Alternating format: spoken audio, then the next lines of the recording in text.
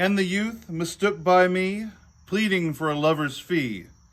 The Mossberg MC2C, Lord, what fools these mortals be. Guys, welcome back to the channel. Sun's Out, Guns Out today. We have a Mossberg MC2C. I presume the second C is for compact because the frame is rather short. Now with this full length, this is a 15 round magazine? Something like that. Yeah. With this full length 15 round magazine, we effectively have a full grip. It's a full-sized frame, at least with the magazine extension, although you could put a smaller magazine in it and have a more compact pistol. You have that flexibility. It's got, I'm not sure if this is a nitride coating or DLC. It's similar to a Glock finish, but I'm not 100% sure what sort of finish or coating that is. It's striker fired, much like a Glock. Has these steel magazines, which I like. These will be easier to disassemble and clean than a Glock magazine, and probably more durable. I generally have good luck with Glock mags, but yeah, these are a little bit more to my liking than a Glock mag.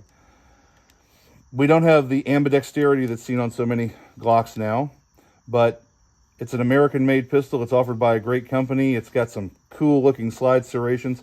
These have been on the market for a few years, and I guess I've never shot one before, but I've been wanting to try it out.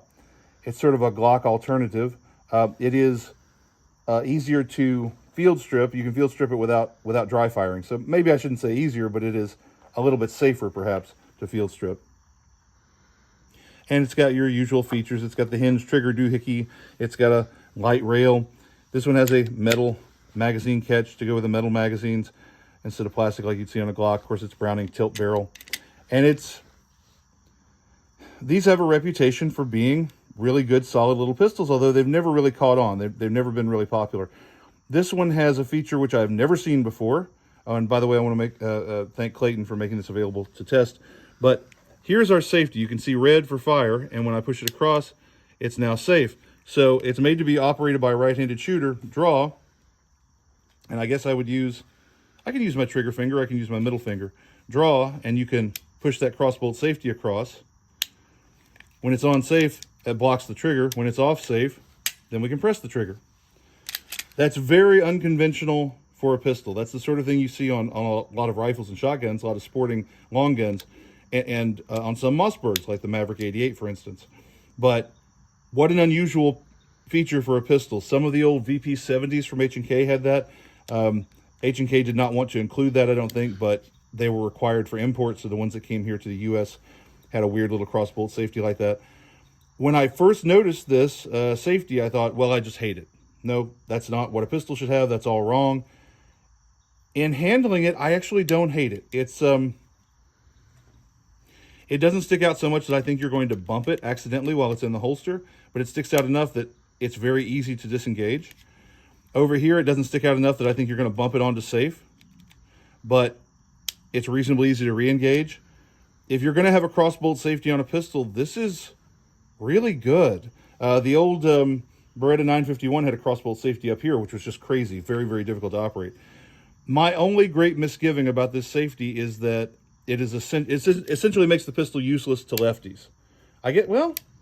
You could flip it with your thumb and then re-engage. Okay, so as long as you remember which way it has to go, because intuitively what you would do is draw and press with the trigger finger, but as long as you're a lefty and you remember how the safety works, you remember to disengage with your thumb, practice with this and build muscle memory, that could work. I guess I'm going to have to withdraw most of my objections. I still don't love it.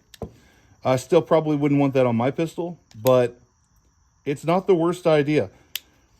Put that on safe, and when you holster, even if something snags the trigger, we can't get a discharge, we're safe. It's easy to disengage, easy to re-engage.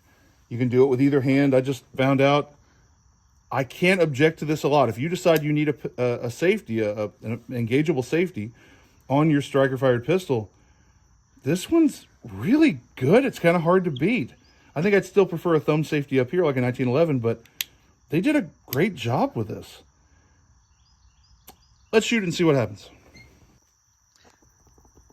Okay, we're going to be shooting at about 12 yards.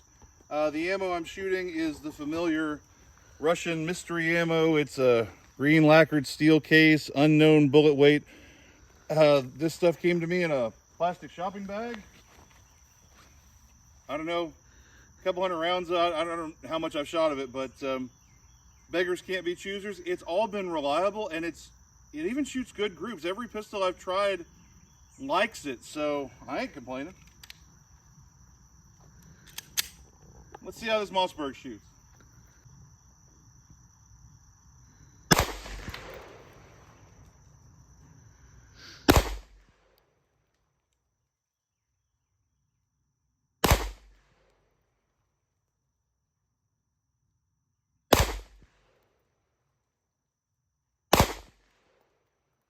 Go have a look. I will say that Russian ammo is just a little bit smoky, but frankly, I've shot a lot of American ammo that is just as smoky or more so it's not a big deal. Our hits in no particular order: 1, 2, 3, and 4, 5. We've got 2 through the same hole there. Tight little group. That's better than the Glock I was shooting earlier. This is our point of aim, of course. Now, it's not shooting 2 point of aim. It's close, but it's shooting a beautiful group. I'm not going to complain about that at all. The front side is really easy to pick up. It's that bright white dot. But the rear side, I don't know if this was carried by a smoker or I don't know. I don't know what happened here. Carried in a holster and these got dirty and that was protected. But these dots are harder to see because they're not bright white anymore. But it wasn't like it was hard to get a sight picture. I could get a sight picture. Recoil is kind of mild. I mean, it's 9 Luger. I don't have a full-size pistol. I do have a narrow frame here, but it's similar to shooting a Glock 19 or something like that. It's kind of nothing objectionable. It's fine. Even though this is about the size of, I don't know, like a 48 or a 43X, I think it probably kicks less than either of those. I don't know. I don't have them side by side to compare. But there's sort of nothing objectionable here. It works. Let's draw back and shoot some more. I went ahead and put this on safe, and then I took it off safe. I have to shift my grip a little bit to take it off safe. So again, if I were drawing this out of a holster and reaching for it, no, I think I'd want to grab the pistol, get it out, and then with my big hands, I do have to shift my grip. So that's a mark against this safety. That might be a big deal to you. It might not be. I don't know. Some kind of thumb safety would probably have been better. It does work. It's not ideal.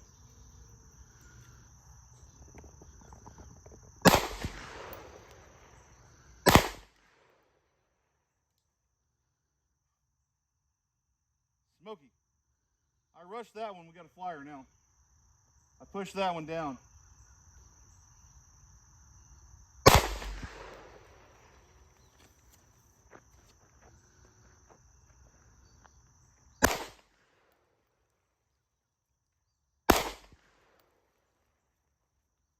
Trying to get out of the smoke.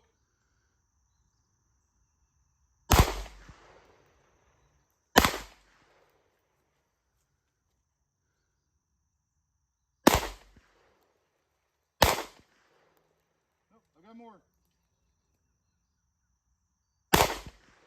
That was it. I miscounted. And as we've seen so many times before, when I speed up, the group opens up quite a bit. You know, when I'm concentrating, gosh, everything's in 1.5 inches or whatever.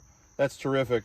And I mean, even once I'm speeding up and trying to get out of the smoke, we still have what, like a 3-inch, 3.5-inch group. That's certainly not bad. This pistol is, as near as I can tell, reliable, accurate. I really like this frame texture. It looks good, for one thing, and it offers enough grip. The pistol's not sliding around on me, but it's not abrasive either. We even have a metal guide rod. Look at that. That's crazy. These days, you almost always get plastic. There's a lot to like here. There's a great deal to like here. I'm not saying that I would take this over a Glock, but man, this would be a fine choice. I'm not gonna complain. I think on mine, I would just leave it off safe all the time, or I would get one without the safety. That's just me. It's difficult. I have to shift my grip on this thing in order to disengage the safety. Okay, you can put it on safe. You have to shift your grip a little bit, it looks like, to take it off safe. Yeah. And it's not as bad for you. You have smaller hands. So. So it's just a matter of what you like. Again, I would probably get it without the safety or just carry this off safe. But I mean, accurate, reliable. This is everything you need in a carry pistol. Holds plenty of ammo. It can become more compact with a different magazine. Still holds, I want to say 12 plus 1 with a smaller mag. I don't have a smaller mag here to test, but there's a lot to like here. If you can get one of these at a good price, yeah, I would say it's a buy. What you think is a good price, I don't know. I mean, again, if this and a Glock are the same price, we'll probably just get the Glock. But if you can get this for substantially less and you're on a budget, you could do a lot worse. Guys, keep your powder dry.